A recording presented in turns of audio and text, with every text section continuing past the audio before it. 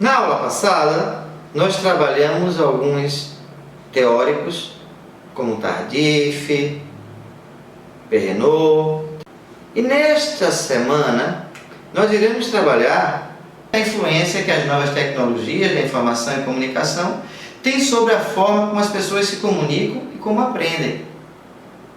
E isso é muito forte na educação de surdos, porque é muito visual, é muito responsivo. Você toca no teclado, ele te responde. Você toca na tela, ele te atende. Então isso para o surdo é muito dinâmico, é muito bom. Só que é preciso que se trabalhe não o equipamento pelo equipamento em si. Não é apenas aprender a lidar com o equipamento, mas é fazer com que o equipamento sirva como ferramenta intermediadora do conhecimento. É este o maior problema da escola quando está usando as tecnologias sem saber como trabalhar as questões pedagógicas e inerentes à pessoa surda principalmente. Porque dar um computador para uma pessoa surda vai ser muito fácil ele dominar como trabalhar com aquele instrumento. Mas para que ele possa, de fato, fazer com que aquele instrumento seja um elemento de intermediação do conhecimento das diversas áreas, português, matemática, história, geografia, ciências, física e tantas outras, aí sim, preciso estratégia pedagógica diferenciada. Então é preciso que os professores se apropriem dessas tecnologias e, fazendo uso dessas tecnologias, possam construir suas atividades, construir conhecimento, possam desenvolver suas ações com o uso desse processo, dessas ferramentas, de uma forma mais efetiva, explorando o máximo que essas ferramentas podem contribuir e possam ajudar. É assim que os professores precisam compreender. Então eles vão ter que dominar as tecnologias da informação mais recentes e vão ter que estar a todo momento integrados, contribuindo para que as pessoas surdas possam, de fato, compreender, melhor aprender, absorver os ensinamentos, os conteúdos curriculares.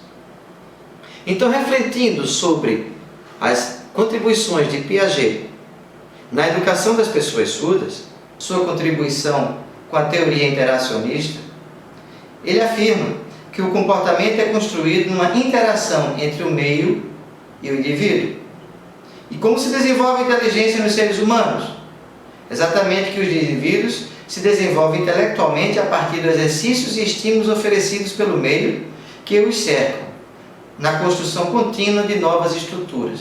Então, fazendo analogia em relação à pessoa surda, se o meio não garante língua de sinais, interação, troca de saberes, construção de sinais, percepção dos valores, relação entre significado e significante, entre os conceitos, abstração, então esse indivíduo ele não vai estar interagindo com o meio, automaticamente não vai estar aprendendo.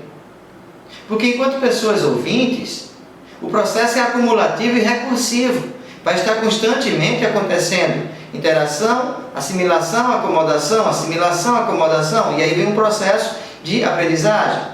E com relação à pessoa surda que não interage, que pouco lhe é oferecido informação em língua de sinais, em imagem. Os intérpretes, muitas vezes, em sala de aula, 3, 4 horas, a aula todinha, o professor falando, não leva uma imagem e vai tudo na mão. Como é que essa pessoa surda vai aprender o quê? Vai interagir como? Vai conhecer o quê? Não vai nem repetir sinal, porque não vai entender o jogo de sinais, não vai se lembrar de tudo isso. Piaget afirma que o indivíduo só recebe um determinado conhecimento se estiver preparado para recebê-lo. Ou seja, se puder agir sobre o objeto de conhecimento para inseri-lo no sistema de relações. Quando se trabalha essa questão do sistema de relações, é para ter significado significante. O sujeito precisa entender que ele precisa aprender sobre aquele tema, sobre aquele conteúdo, sobre aquela situação. E daí ele vai se motivar a buscar aquele conhecimento. E não é buscar o conhecimento dessa forma linear, mas das diferentes formas possíveis e imagináveis para se chegar lá. Daí ele vai construir um campo de saberes que vai atingir a esse objetivo. E não apenas uma linha sem ampliar esses saberes. Porque senão vai ficar também uma situação de pergunta e resposta sem amadurecimento, sem autonomia. Então não existe um novo conhecimento sem que o organismo tenha já um conhecimento anterior para poder assimilá-lo e transformá-lo. Se parar para refletir sobre isso, a criança surda não tem base nenhuma de conhecimento anterior porque não aprendeu língua de sinais na família. Quando chega na escola, não há uma construção dialógica com relação a libras ou escrita da língua portuguesa, então automaticamente a criança não vai aprender.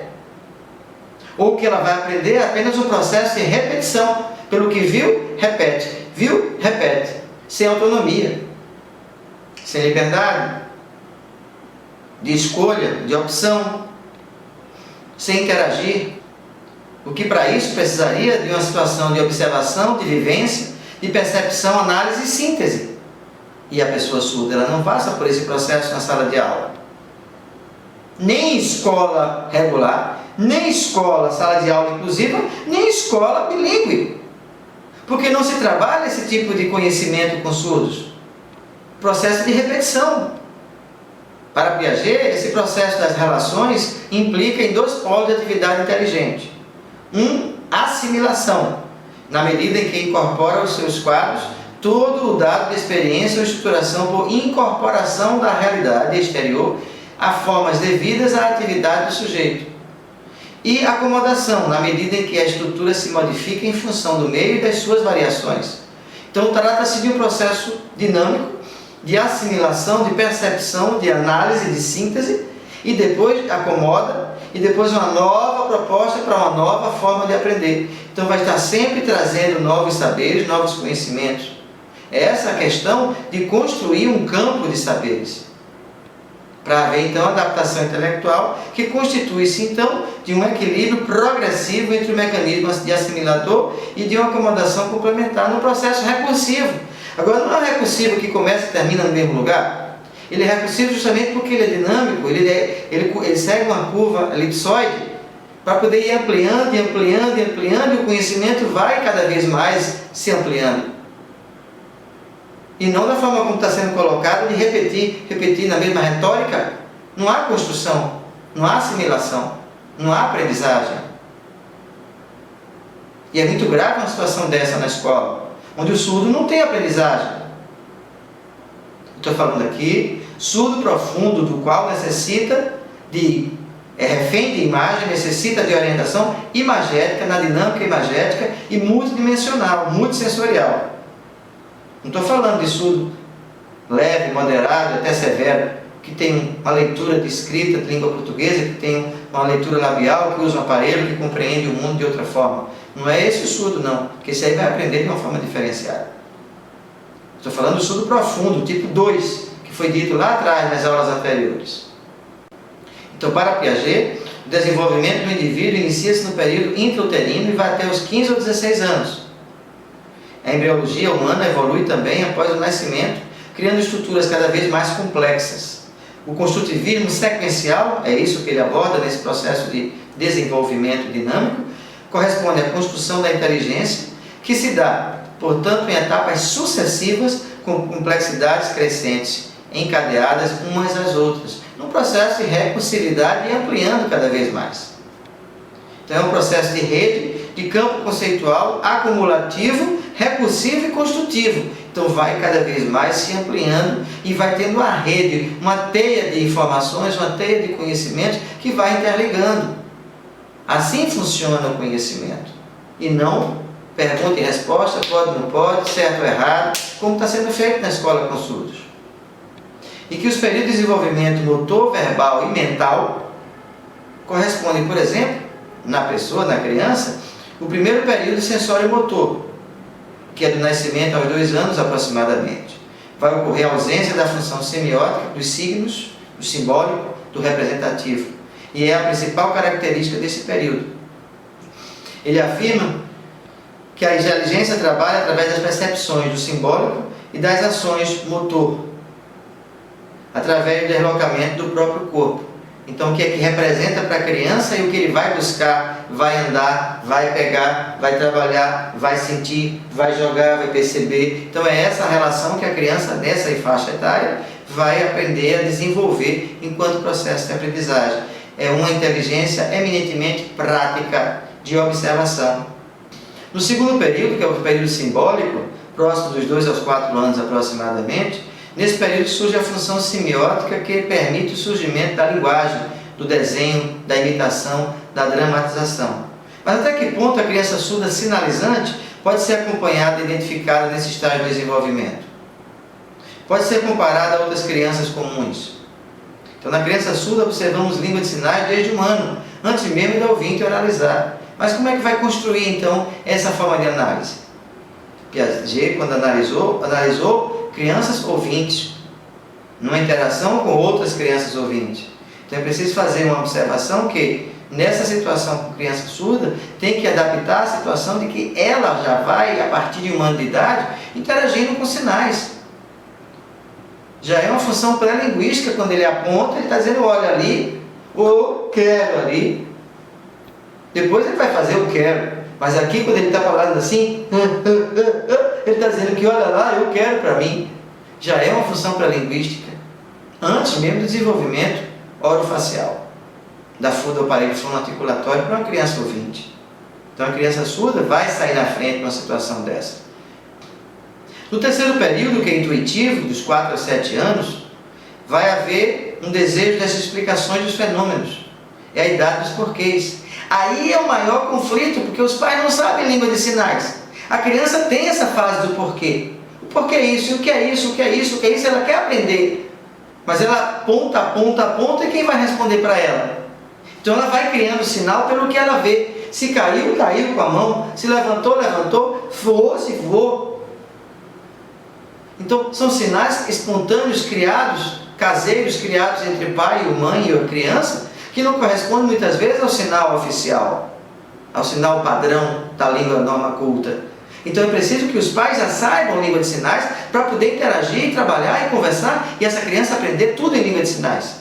Quando ela chegar na escola, vai chegar num nível semelhante ao ouvinte. Aí sim, a criança vai poder ter um nível melhor. E a escola tem que estar preparada para isso também, com os professores sabendo língua de sinais.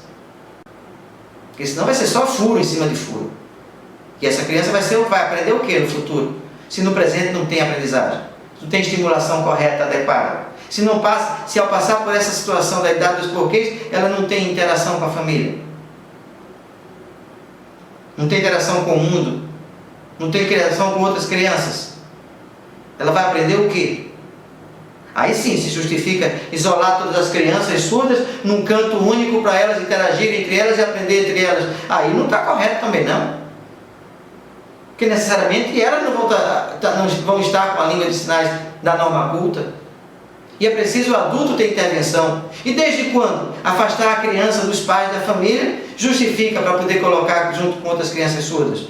Não. Isso é falta de respeito, falta de humanização do ambiente escolar.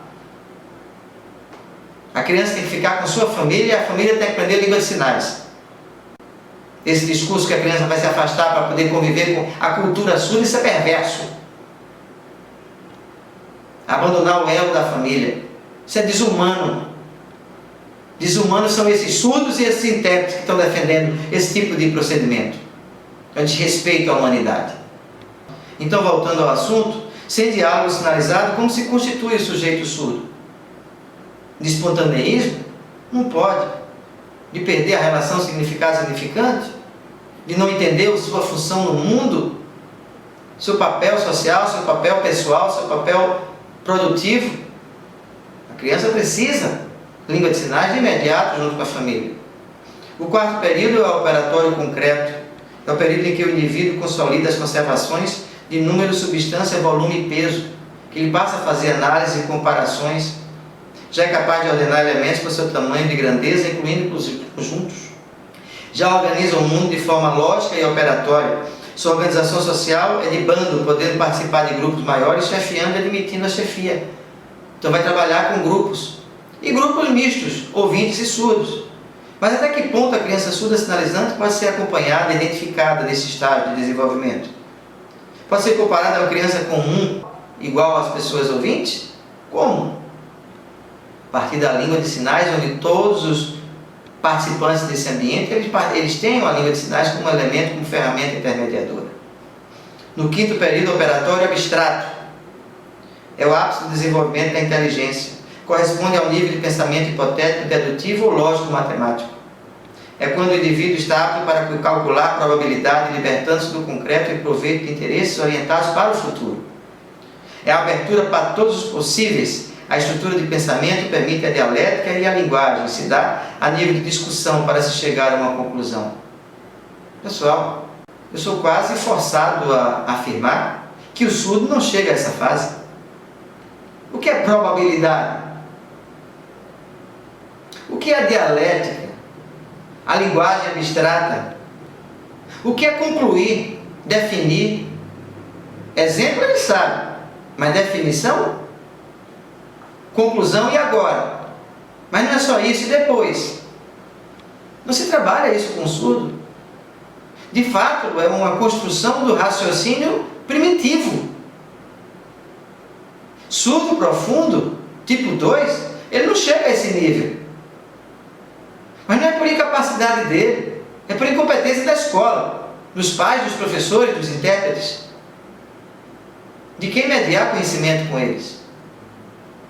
Então, até que ponto a criança surda sinalizante pode acompanhar, ser identificada nesse estágio de desenvolvimento? Pode ser comparada a uma criança comum? Até que ponto? Como? Quais os elementos que fundamentam essa afirmação? Como estou trabalhando a abstração? Daí então eu saio de Piaget para fazer uma reflexão junto com Vygotsky, que é uma reflexão mais socio-interacionista. Vygotsky afirma que a dialética das interações com o outro e com o meio desencadeia um desenvolvimento sociocognitivo, que o desenvolvimento é impulsionado pela linguagem. Tá? Então, se nós desenvolvemos a língua de sinais com o surdo, ele vai poder desenvolver o sociocognitivo? Sim, claro que sim. A aprendizagem acontece no intervalo entre o conhecimento real e o conhecimento potencial. O que é conhecimento real? E a partir de que ponto eu posso ter um conhecimento potencial? O que eu posso aprender a mais além disto? Tudo isso que vai viabilizar é a linguagem. Para isso, Vygotsky colocou a zona de desenvolvimento proximal, que é a distância entre o que o sujeito já sabe e aquilo que ele tem potencialmente a aprender. Seria neste campo que a educação atuaria estimulando a aquisição do potencial. Porém, até que ponto a criança surda sinalizante pode acompanhar, ser identificada nesse estágio de desenvolvimento? O que é que de fato ela aprendeu? Como é que é feita a avaliação com o surdo? O que de fato está apreendido e o que de fato ele tem como potencial para aprender mais? Ou interesse para aprender mais? Na busca, na percepção, na interação, na investigação, na dúvida. Se você não colocar uma dúvida na pessoa surda para poder buscar conhecimento, ele não vai querer aprender mais, porque ele já diz que já aprendeu. Então já sabe, ou já conhece. São 3 sinais fundamentais. Aprendeu, já sabe e conhece. Então ele diz que conhece, pronto, não precisa mais aprender mais nada. Você tem que colocar dúvida nele para poder desenvolver o aspecto da cognição. Senão ele não vai aprender, não vai estar aberto para a aprendizagem. Não vai adiantar Piaget, não vai adiantar Vygotsky, não vai adiantar nada. Se você não colocar dúvida. Dúvida foi colocado com o Perrenot lá atrás. O aluno precisa desenvolver dúvida. Precisa errar, precisa testar.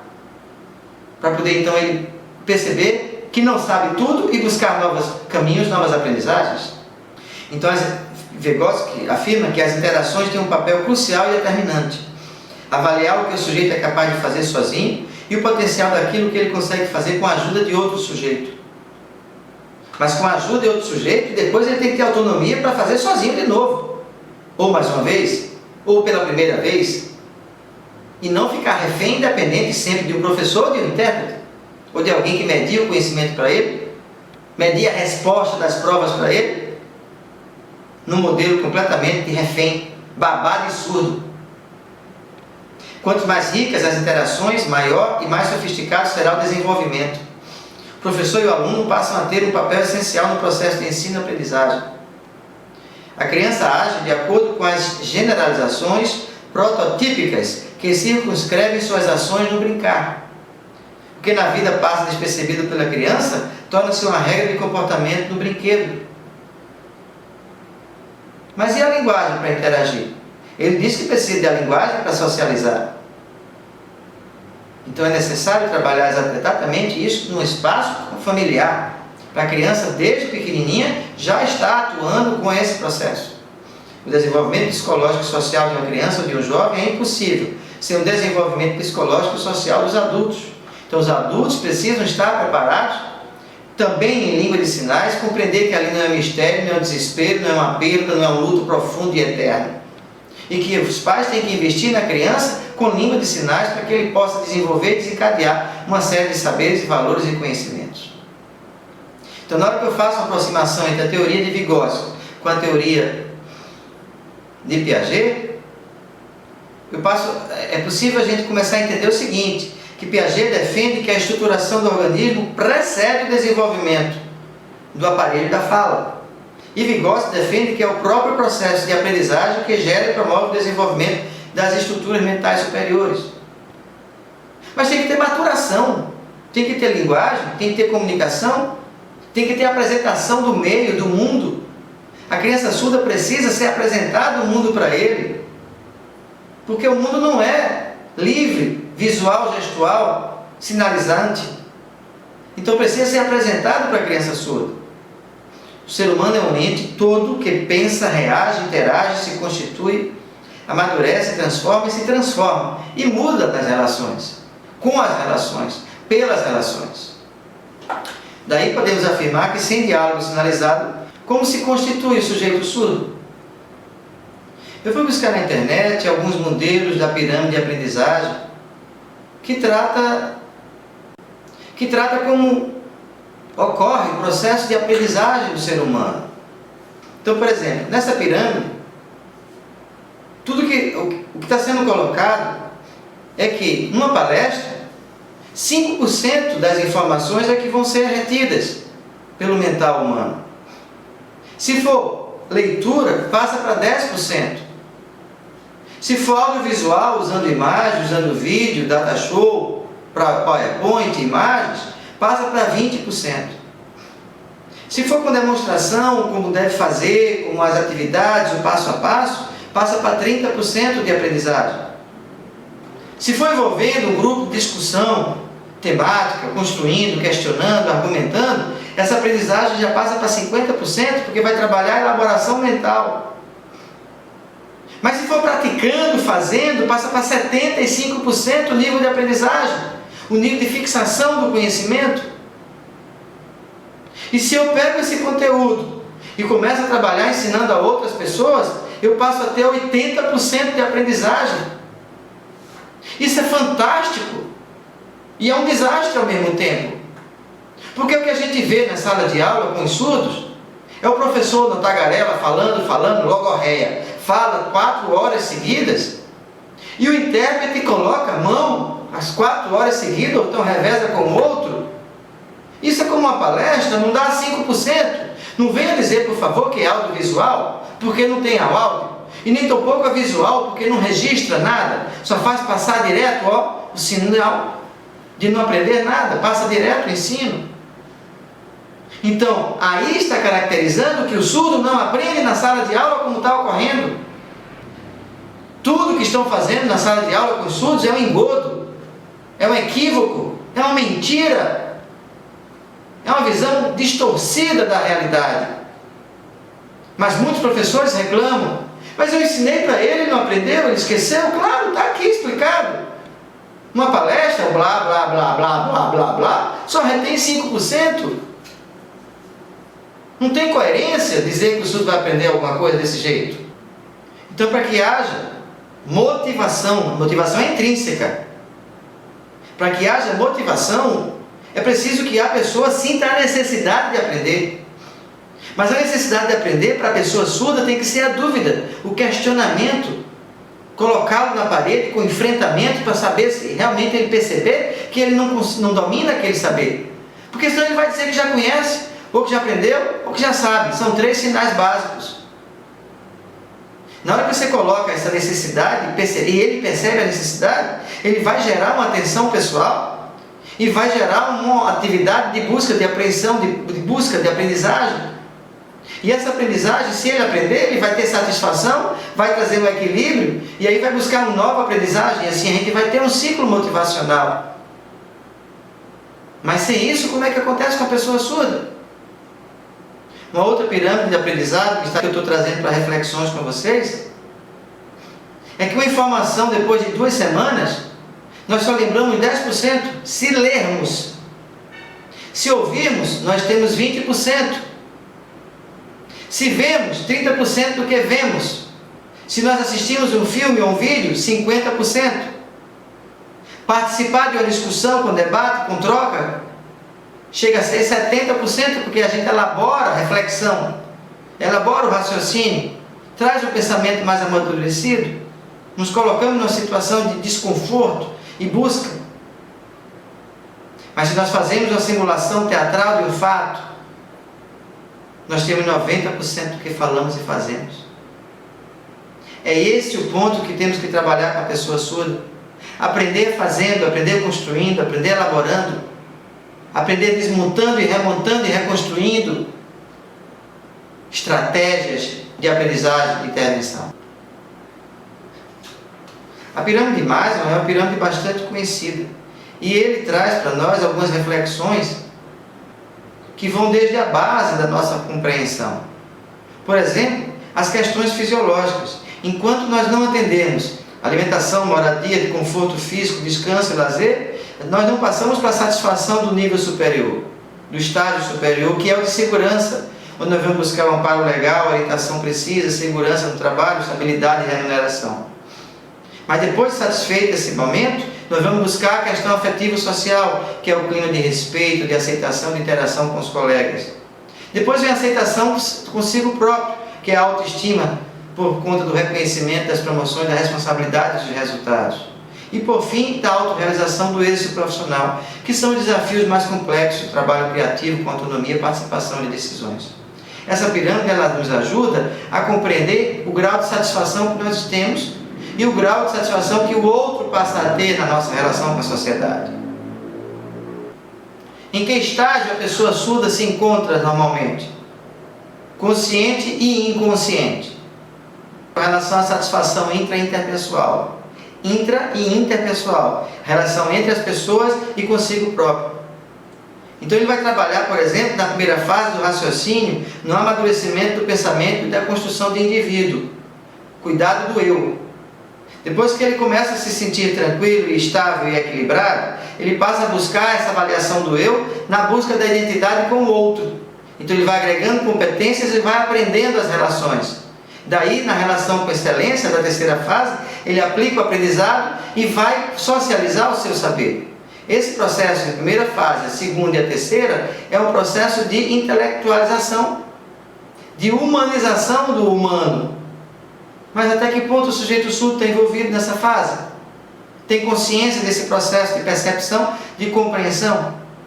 Isso é muito abstrato, subjetivo para que o sujeito surdo compreenda a avaliação do eu, o que é excelência, raciocínio que não é só pensar, e sim refletir sobre um determinado conteúdo, conhecimento e interação. Enfim, eu trago para vocês uma imagem que é conhecida por muita gente, com relação ao iceberg. Que o nosso comportamento é só a ponta do iceberg do qual nós vemos em cima da água. E o que está por baixo são as capacidades, habilidades, as crenças, valores, a identidade, a filiação, a espiritualidade. Está no inconsciente. E como é que nós vamos despertar isso na pessoa surda? Eu não sou psicólogo, nem vou me atrever a discutir questões psicológicas. Mas eu faço minhas reflexões de como trabalhar com o sujeito surdo, não só o comportamento e as atitudes que ele tem com o outro, mas como ele desenvolve as suas habilidades, suas crenças, seus valores, o que é que ele entende, o que é que ele percebe, como ele trabalha a sua espiritualidade, a sua relação energética com o mundo, com o cosmos, com o ambiente. O que é que está por trás, o que é que está por baixo desse nível da água, que é tudo muito maior, 10 vezes mais do que o que está apenas no comportamento dele. Então, se o sujeito surdo, por exemplo, é agressivo, é o comportamento dele que é agressivo. Mas o que é que está por trás dessa agressividade? O que é que ele não conseguiu expor, apresentar ou recebeu de agressividade para poder ser dessa forma? Se ele não é curioso, se ele não é estudioso, se ele não é investigativo, o que é que está por trás? Isso é um comportamento, isso é uma atitude, mas o que é que está por trás? O que foi que embasou toda essa falta de estímulo, essa motivação, pouca motivação de buscar, de compreender? Será que foi explorado o suficiente, da forma adequada, para que ele possa ser um cidadão comum? Bem, nós vamos ficando por aqui. Espero que a gente se encontre na próxima semana e nos fóruns de discussão. Bom estudo para todos.